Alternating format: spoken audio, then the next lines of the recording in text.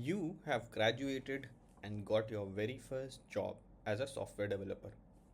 You are excited, your offer letter feels like proof that life is finally moving. You cannot wait to earn your own money, enter an office, open your laptop, and begin your corporate journey. In your head, you are ready. Year 1, the novice effect. You enter your first year with confidence. You think, give me a problem and I will solve it. Then your first real task arrives. A bug. Sounds simple until you open the codebase and see a file with nearly 5,000 lines of code. Functions are calling other functions, variable names that makes little sense to you. There are symbols you have never seen before. The logic feels scattered. The comments are either missing or useless. You stare at the screen and suddenly the excitement becomes panic. You do not know where to start. You do not know what to change. You are scared that if you touch one line, the entire system might break. And for the first time, you think, did they hire the wrong person? This is your first corporate lesson. College gives you problems with clear inputs and expected outputs. Real work gives you messy systems, incomplete context, old decisions, tight deadlines, and people waiting for answers. So you struggle. You try reading the code, you try searching online, you try adding logs, you try changing something and then immediately undo it. Nothing works. Then you finally do what every good engineer eventually learns to do. You ask for help. A senior sits with you. They do not solve it. They show you how to think. They show you how to trace the flow, reproduce the issue, read logs properly, isolate the problem, and understand what the system is actually doing. That day, you do not fix a bug, you fix your first misunderstanding about corporate life. Being stuck is normal. Pretending you are not is dangerous. By the end of year 1, you are still not an expert. But you are no longer completely lost. You have learned how to ask better questions, how to take feedback, how to survive code reviews, and how to give updates. Year 1 humbles you, and that humility becomes your foundation. Year 2, the grown up. In your year 2, you are not new anymore. You still get stuck, but you do not panic the same way. You know where the logs are, you know which senior understands which module, you know when to debug alone and when to ask for direction. You begin to understand the system, not fully, but enough to see patterns. You realize some bugs are not really coding issues, some are requirement gaps, some are communication failures, some exist because someone made a quick decision 6 months ago and now the system is paying the price. This is when you start growing up professionally. You stop saying it is not working, you start saying the issue seems to be in this workflow. I tested these two scenarios and I'm checking this dependency before confirming the fix. That difference matters because year 2 is when you learn that trust is built through clarity. Your manager does not expect you to know everything. Your team does not expect you to solve every problem instantly. But people do expect ownership. They expect you to communicate before things become urgent. They expect you to think beyond your assigned task. You also begin to compare yourself. Someone from your batch switches jobs. Someone gets a higher package. Someone joins another company. Someone posts a promotion update online. For a moment, you feel behind, but then you look at your own journey. A year ago, you were afraid of a 5,000 line file.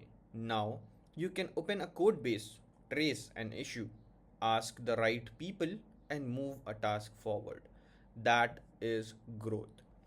It may not always look impressive, but it is real.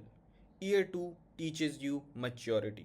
You learn that progress is not only a salary jump or a title change. Sometimes progress is staying calm in a situation that once scared you. Year 3, the confident one.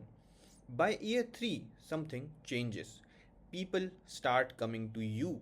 A new joiner gets stuck and sends you a message. They sound nervous. They do not understand the code. They are afraid of asking too many questions. And suddenly you recognize them. Because 2 years ago, that was you. So you help, you explain the workflow, you share the context, you tell them where to be careful. You show them how to debug instead of simply giving them the answer.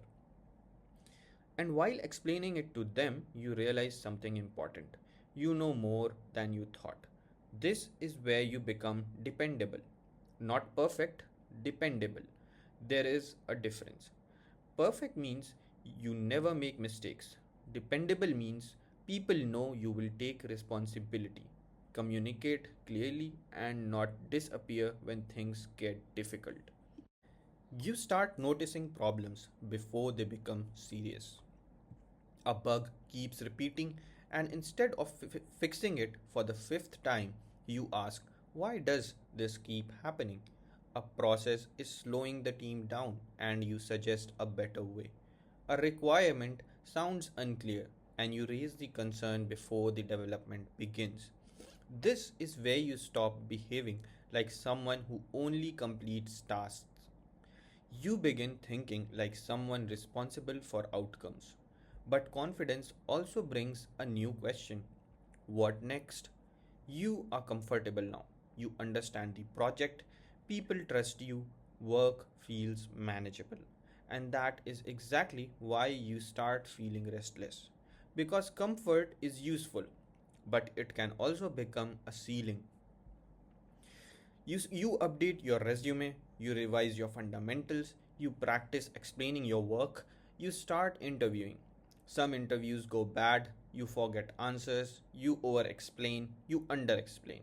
You come out of calls thinking of better responses you should have given. But this time, rejection does not break you, it teaches you. Year 3 gives you confidence, but it also gives you direction. You are no longer just asking, can I do this job? You are asking, how far can I go? Year 4, the leap.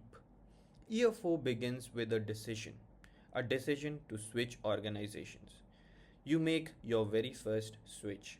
The salary is almost double. You look at the offer and feel proud, not just because of the number, but because you know what it represents.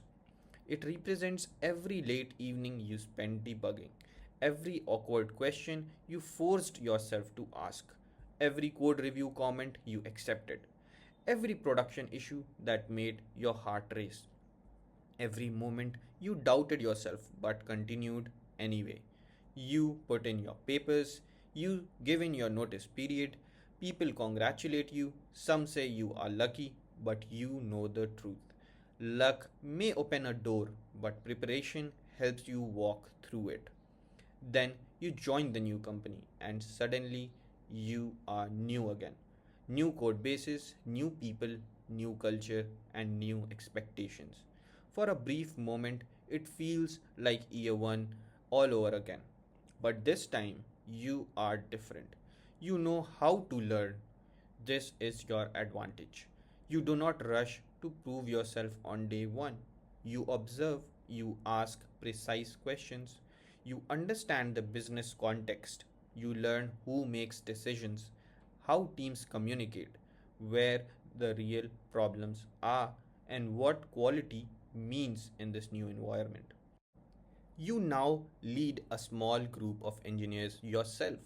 You review their code. You coordinate between product, QA, and development. You own a feature from planning to release. And now you understand the hidden cost of growth. Higher salary comes with higher accountability. When something breaks, people expect you to respond. When a timeline slips, people expect clarity. When a teammate is stuck, people expect guidance. You are no longer responsible only for your own work. You are responsible for creating momentum around you. Year 4 teaches you that a job switch can increase your salary, but responsibility is what increases your maturity. Year 5, the professional. By year 5, there is no dramatic announcement. No one walks up to you and says, "You are experienced now," but you feel it in the way you think. You no longer judge your work only by how fast you complete a task. You think about impact. You think about maintainability. You think about whether your solution will still make sense when someone reads it 6 months down the line. You understand that writing code is only one part of being good at your job. The bigger part is judgment, knowing when to speak, knowing when to listen, knowing when to push back, and knowing when to accept feedback, knowing when to quick fix is enough and when the system needs a deeper solution. You also understand people better now. Every workplace has pressure. Every team has brilliant people, difficult people, generous people, and people who teach you patience without even trying to. Some people help you grow through support, some help you grow through friction. Both leave behind lessons.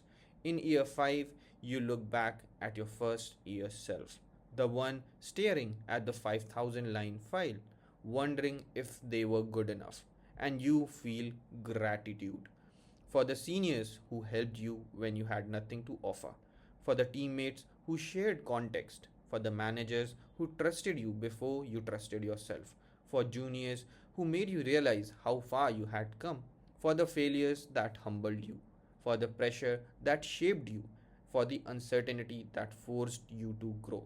And now the real lesson becomes clear. Your first 5 years in corporate are not just about becoming a better software developer, they are about becoming someone who can enter uncertainty and still move forward. Because technologies change, companies change, your goals change. But if you learn how to communicate, how to take ownership, how to handle pressure, and how to stay humble while growing, you will never truly be stuck. That is the real reward of the first 5 years.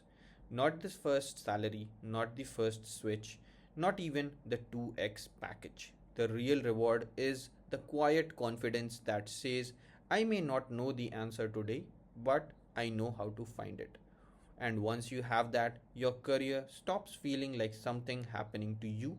It becomes something you are actively building. One decision, one mistake, one lesson, and 1 year at a time.